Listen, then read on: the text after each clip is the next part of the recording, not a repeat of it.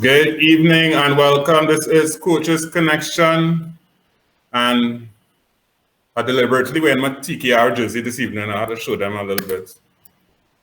Yeah, they're laughing in the background. That's all right. I prepared for the pong, but that's all right. So coming up next, we have three ladies. One is missing though.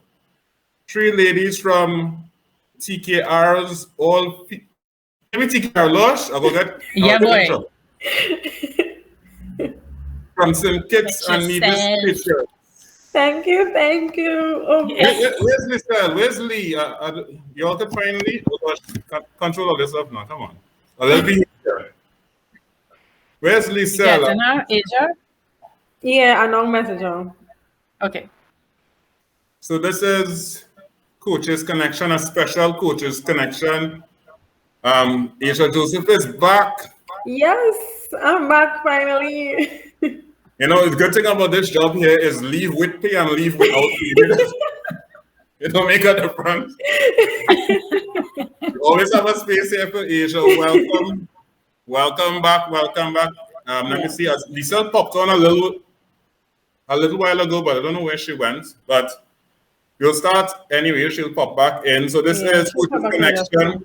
We have our all-female medical team from the St. Kitts and Nevis Patriots. We have Asha Joseph, who was the strength and conditioning coach. We had Asha DeFreitas, the physio, and Lyeesel. I said it right, Lyeesel? You're correct. Hi, everybody. Lyeesel, actually, earlier, ladies, Lyeesel told me she wanted to make a grand entrance. So that's what I believe that. I was not going to say as per usual. So welcome, ladies. Welcome to Corinne Kalalu. Welcome to Coaches Connection. How have you all been? All good, man. Good. Real good. You know, me get my gold medal to show you. Hold on. This is not one of them. I don't know what live. With your TKR jersey now. What? Yes. I know what lives you have been on previously, but this is not that kind of show. Hey. Asha DeFreitas, let me start with you, because the first thing I understand about you is that you are born in the best month of the year. Well, yeah. Well, I want to start with how this was which edition of the CPL for you? Say again, it was my what? Which edition of the CPL for you? I know you have done a few already. Yeah. So I did 13, 14, 15, 16, 17, 19, and then so 7. 7. So you're the veteran of the group. Were you with TKR? I was. Wow. And then I moved to the US in 2018, and I couldn't leave the country because my paperwork was being processed, and that's how I ended up missing that year. And then I had to give up the position because TKR was, at least this was before COVID, was trying to start an academy, and it just made sense to have a local therapist who could work the academy and the franchise. So. And Lyeesel, this is your second. Yes, it is. How was the CPL experience for you? It was a big transformation for me. Jumping from the bottom of the table last year to the top of the table this year, and then as champions. It was different for me. Then having the ladies, a full lady squad. It was also a different vibe for me. They made my job so much easier because we all, from day one, we sat and we spoke about how we going about dealing with the guys, how we going about working together as a team, and we executed. And you see what the end result was. Lyeesel, we talked a little earlier and I sent off a message and I haven't gotten a response yet because Donna was on St. Kitts and she was 6 last year. So, but I'm not going there because I done in trouble already. Donna, I just wanted to know that has nothing to do with me. That was it's nothing to do with this. It's all me and she knows it's all me. It's all right. And I think she watching this show too. Yeah. I just want to My doors are locked, don't worry. Asha, so Asha, I know you are the most conflicted of the three, right? Because in 20s, we in 2021, right? So Yeah. 2020, she was a Barbados Trident Panady match. I'm saying that. Right. In 2019, she was dancing in a TKR jersey. And 2021, St. Kitts and Patriots, St. Kitts and Nevis Patriots. Asha, where does your loyalty lie? Listen, it's COVID times, and whoever pays the bills. I mean, come on. Hey, I'm hey, not, those I'm not trying to go into my heart, so my Not heart like- is always with TKR. You all know that, right? But it just so happened that I got finally match, which was $500 US. So I hold, Barbados close to my heart. But then this year it had more money involved, so I'm now a kitchen. I'm a kitchen now. Now, but one thing though about I was talking to somebody earlier. One thing about the CPL, and I'm just watching from on TV. CPL seems like yes, it's a competition, but it's more than a competition. It seems like there's a different vibe that you see. It's on the team with the fellas where they have a friendly rivalry going on, and it's all about a whole Caribbean. Really, the biggest party in sport, a whole Caribbean feeling. Is that the truth, or is that? Or you have another? I mean, it's my first experience, so I will say from my perspective, I think yes, it is. I mean, you have it's not like country versus country because you have people from Trinidad playing on other teams and vice versa. So it's definitely a friendly rival because a lot of the guys they know each other.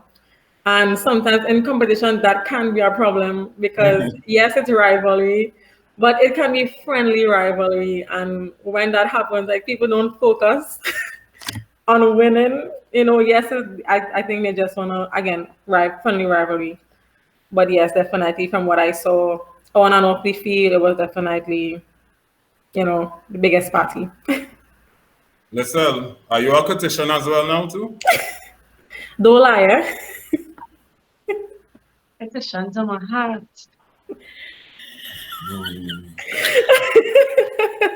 You have the two passports already or just one? I'm working on it. I'm working on it. And for some reason, I really believe this, but let me ask you a question. How did it mean for you to be before CPL and after CPL? How did you feel before CPL that you're going to be working with two additional females? And then after the experience, how you felt after as well? For me in particular, I'm usually iffy when it comes to working with a full woman team. But I tend to just focus on the positivity heading into the tournament. I didn't try to overthink the situation. I didn't try to anticipate it more than knowing that I'm going to be working with women. I think what also made it easier for me was knowing that I was going to be working with Asia. I've known Asia for a little bit, and that made it kind of easier for me in terms of the overthinking. And then meeting Asha, it was just like, according to, I think one of the guys was on the table and we were talking about the chemistry.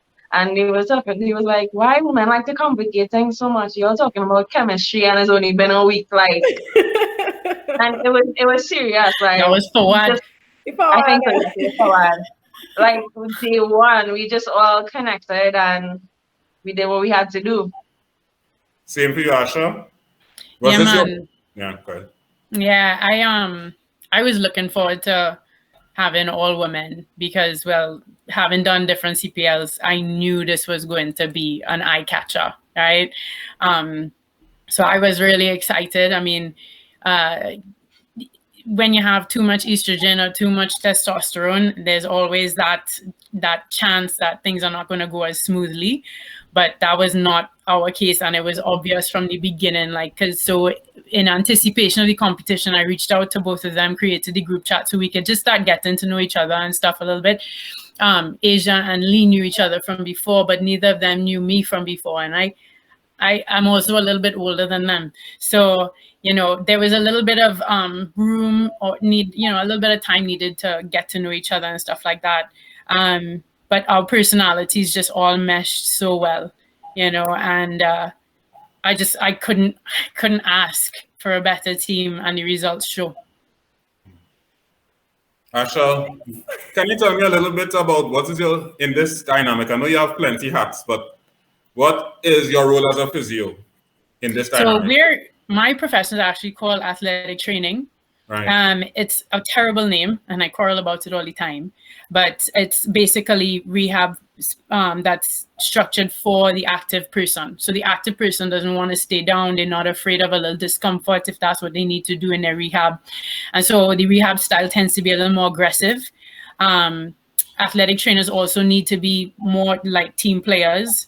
So talking with like the SNC, talking with the massage therapist is just, that's just, you have to do it. It's not if and all this. So so as an athletic trainer, we basically are responsible for looking over the health and wellness of them. So prior to the start of the CPL, we did screenings, and I roped in Asha to run the functional movement screen. We kind of we didn't actually do a true functional movement screen. We kind of tailored it for our own purposes, which worked out really, really well. And that gave her information from an SNC perspective. It gave me information, and it also gave Lee. Lee was there just observing and taking in stuff and being a fantastic support for us. And then like when they have, if it's earaches or fevers, those are also things that we have to kind of respond to, as well as like injuries that may take place on the field or chronic on acute. You know, cricket is a sport full of like chronic injuries. And, you know, just being able to respond to whatever is needed. Like I say, whether it be a health thing or an injury thing, we like look at the whole thing. And then we also speak with the coaches to give them status updates on the players. All right, Asha. And Lee, same question. Your role, but before you get to your role as a massage therapist, I just let people know, I'm seeing Donna Marie sending some threats to me in the chat. I know we may not have a police commissioner right now, but that's letting you all know. I see it, I'm too, Jason. I see it. Yeah, thanks. Testify for me. Lee, what's your role as a massage therapist in this dynamic? Oh, you're muted. Okay. Lee? Right, go ahead. I say, first of all, I just want to say, hi, Donna. It was not me again. My role as a massage therapist is basically to help the guys with recovery, muscle tension, help with flexibility, just helping them recover for the most part. And like Asha rightly said, a lot of the injuries the guys come with is more so chronic injuries. So they come in with hits and niggles that we need to deal with and just get them prepared as much as possible to play. Most instances we aren't able to give them a proper fix based on the duration of the tournament as well, but we just get them ready enough where they can play. Yeah. And Asha, strength and conditioning coach, you are the abusive one? I try not to be, but I might. I mean, if you ask the guys, they might say, out of all, I'm probably the most harsh. Although I heard some stories about people being afraid of Lee, but we won't go there. Pass this on to Lee now. We're talking about you. Facts, so it's true. But I mean, my role as a strength and conditioning coach is to help improve the athletic performance and as much as I could reduce the risk of injuries. So improving their performance would be tailoring like a workout program for them, making sure they're strong enough, making sure they're powerful, making sure they're well conditioned to play games. And in this season of CPL, because it was so short, a lot of my job description, I would say, was definitely focused on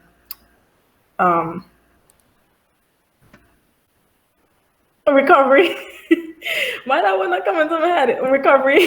So focus on recovery, making sure the guys recover properly from practice and games and stuff like that. Especially when we had like back-to-back games. I think that was like the biggest thing challenge for us, making sure that the guys were ready for the next day, especially when we had morning games, knowing that that sun was terrible. So that's my job in a nutshell. To that point, like a lot of times I find Lee's role is played down a lot. And I said the next time I had a forum to talk that I was going to big up more. Lee's role is almost like a cornerstone. She's Asha, in your, you could go ahead with your response, but in your response, can you also tie in how three of you all work together? That was exactly what I was going to get to, right? So Lee is like the cornerstone. In this square that I'm seeing in front of me, Lee's in the corner, Asia's on top, and I'm on the other side. And it's almost like symbolic. You know, she complements the S&C side. She complements what I do. And at the end, anybody who was watching the tournament saw like, it was almost like we were at battle. Men was like, you know, getting injured and stuff like that. And my skills, while my skills were what had to step to the fore during the game, it could only happen the way it happened because of these two ladies, because of the attention to detail, because of the consistency and commitment to their craft, right? So Lee really takes pride in outcomes. You know, she gets somebody on the table, and at the end, she know what she wants to see at the end. And if she have to change positions, make them sit, hurt them, whatever it is, safely, she does it. And at the end, she's assessing and reassessing. And, you know, obviously within reason, because she don't have whole night, right? And they have other men that need to come. Asia, if she wasn't keeping the kinetic movements firing properly, you know, when they get injured, if they tighten another spot, when they get injured, they're now one step weaker, right? Because tightness means weakness. So without the two of them to complement what I did, the results would have been different. So if we had, let's just say there was a hip issue, right? And muscle spasmed and all this kind of thing. Because of the work Lee was doing, where she was constantly working to make sure the muscles stay supple, because of the work Asia was doing, where she was making sure that the body was working as a unit. Once I was able to release, then the body was more responsive and they were able to go back out and perform. So that's where the team synergy really comes in, even though like at different times, one person might come to the front, in the background, the other two doing something or the other that is contributing indirectly to it. Yeah? Thank you for that. Asha, just now you actually gave me a little flashback, because when I disappeared from the screen to go for a medal, it reminded me when I was watching one of the interviews they were doing, and you ran off in the middle of the interview. You want to shoot somebody on the field. Yo, did you realize what had happened? Always on the go? Do you realize what had happened? They had played a prank. Yes, they did. I saw. And that was actually Coach Simon who did that. He like said, Ashley's doing an interview. What if something happens on the field? And Bopara just jumped up and pretended something happened on the field. And that's what the outcome was. And then you hear Riyadh in the stands cackling like the corner lady. I was just appalled. Not impressed. Yeah, like just now, when you brought the St. Kitts medal for me, I was hoping it was a prank, but I realized it was real life. Nah, baby. Lyeesel, do you think enough respect and appreciation is placed on your respective fields by coaches and athletes? I honestly think it comes down to knowledge. Once the coaches and the athletes more so in this instance, understand my role, they understand the benefits of massage therapy, they understand what I do, then yes, more respect She being modest, to my title. She being modest, You know, many times they go to her and don't come to me. She's a boss. Yeah, but I think it's more so knowledge for the most part. So within the last tournament, yes, respect was given to my title, but generally speaking, I think it just comes down to knowledge. Once you are aware of what the benefits of massage therapy is, yeah. Asia, same question. Enough respect and appreciation? I want to say yes, but I will definitely say no. And this is not, I think this is outside of CPL. I'll answer. It's not CPL, no, yeah. Oh, yeah. In CPL, definitely, yes. I think the guys understood that they had to do strength and conditioning sessions. No if, no buts, no maybe. They understand the importance of warming up, recovery, stuff like that. And But the thing is, outside of that, outside of elite athletes, I don't think people know what I do. They still kind of confuse what I do for what Asha does. So it shows me that, again, what Lee said, like education, they don't know the different titles and the different roles and responsibilities of a strength coach compared to like an athletic trainer or a physio, stuff like that. And they still see it as like a personal training thing where kind of feel good. They come like a feel good thing where it's about, like I said before, improving the athletic ability. So, I mean, in CPL, yes, because I think the guys at a stage where they understand the importance of an SMC coach. But in the broad spectrum, to answer that question, no. Asia is a personal trainer. I mean, what you're talking about with this SNC thing. We could do that on this show. Because I mean, if Asia wasn't here, I mean, there's a lot during the course of these last year on this show. We have learned a lot about their roles. I have learned a lot. Asha, same. I don't know if you want to add anything on to what these ladies said already about the respect for these support professions for the athletes. Well, the athletes themselves, I think in general, in CPL for sure, appreciate what we bring. And I think in our setup, they appreciated that it was all women. It wasn't seen at all as a disadvantage or anything. And the athletes themselves recognize the need and how it helps them to stay fit and able to perform. Where I find a lot of times the appreciation sometimes lacks is actually above. You know, the sports medicine is always kind of seen as a, they're important kind of thing, you know, and it's like, it's not, kind of important. Your product is, your biggest asset is your athlete. And if they're not working and you don't have the best working with them, then your product, which is the game, will be compromised. So I actually find the biggest challenge actually comes from administration, you know, really appreciating the value. And you see it in different ways. Maybe like the pay structure, you know, the budget. We'll talk about that in the next episode. So we're wrapping up here, ladies. Let's start with, I'll leave Asia for last. Let's go back with Asha. Asha, what do you think what do you hope is achieved from this whole all-female team? Because I know it was, I heard a lot about it. The commentators spoke a lot about it. It was pushed a lot. What do you hope is achieved by all of this? I hope that that there's a greater sense of inclusiveness when it comes to equality in the professions. You know, I don't have a claim to be a feminist, and I think the battle for women to seek equality will need the help of men.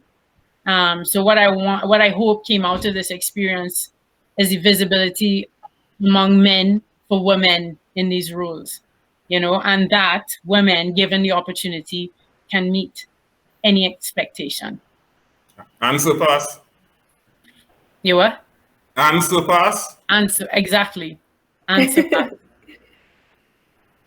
Lee, same question. So for me, what I expect out of this entire thing is basically for more females to come on board, not just for CPL, but I'm talking about in general, where sports is concerned, knowing that it is a male dominant factor. Yes, there are also female professional teams, but for me, you don't see them as, probably have not paid much attention to it, but they don't go as far as, or they're not recognized as much as the men teams. So what I would like to see is a bit more females in the industry, whether it be SNC, whether it be physiotherapy, whether it be massage therapists. And when you all get out here, I encourage you all to just stay focused. Do what you need to do. Stay focused. You should pull down one of them many posts you just have on IG and give us right now. Just pull back one of them.